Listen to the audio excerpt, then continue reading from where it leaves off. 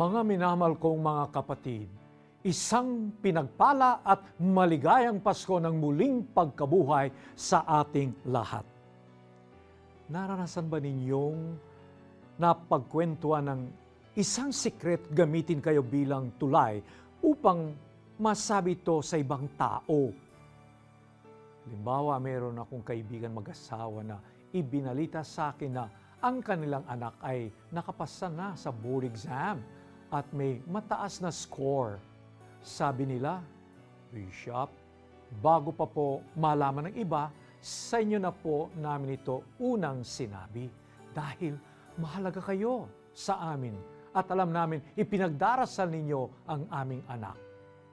Kung kayo ito, ano ang maging reaksyon ninyo? Hindi ba kayo ay matutuwa dahil sinabihan kayong mahalaga? Pero tayo rin ay nagugulat at mapapatanong na bakit sa akin ninyo unang sinabi?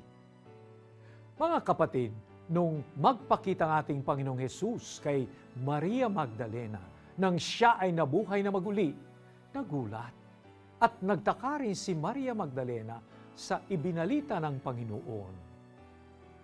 Huwag mo akong hawakan sapagkat hindi pa ako nakapupunta sa Ama. Sa halip, pumunta ka sa aking mga kapatid at sabihin mo sa kanila na aakyat ako sa aking Ama at inyong Ama, sa aking Diyos at inyong Diyos. Ginawa ito ni Jesus at pinili niya ang alagad na si Maria Magdalena dahil siya ay mahalaga at kanyang pinagtitiwalaan. Mga minamahal kong mga kapatid, sa pagkabuhay na maguli ng Panginoong Hesus at sa pagsisiwalat niya sa kaniyang kadakilan sa atin, tayo ay mistulang mga Maria Magdalena. Ako at ikaw ay mahalaga sa kaniya at labis niyang pinagtitiwalaan.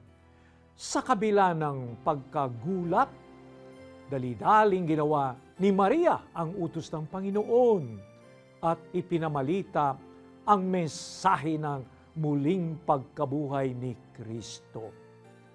Naniniwala din si Jesus sa iyo na ang mabuting balitang ito ay mamahalin at pagyayamanin natin sa ating puso at ibabahagi na rin sa iyong kapwa at sa buong mundo. Sapagkat ang kamatayan ni Jesus ay hindi lamang tagumpay niya. Hindi niya ito sinarili, bagkus ito ay kaniyang ibinahagi sa sanlibutan. Nung mamatay siya, nagbunyi ang mga Hudyo at lahat ng nagpahirap sa kanya dahil inakala nilang ito na ang katapusan. Subalit, nagkakamali sila. Hindi ito ang katapusan para kay Jesus dahil ito ay bagong simula.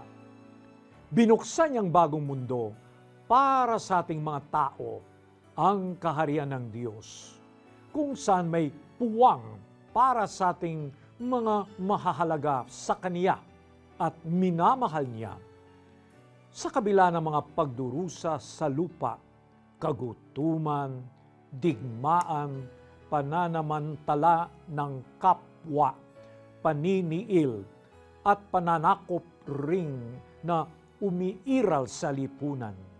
Pagkatapos ng mga paghihirap, tayong lahat ay palaging may puwang sa kaharian ng Diyos.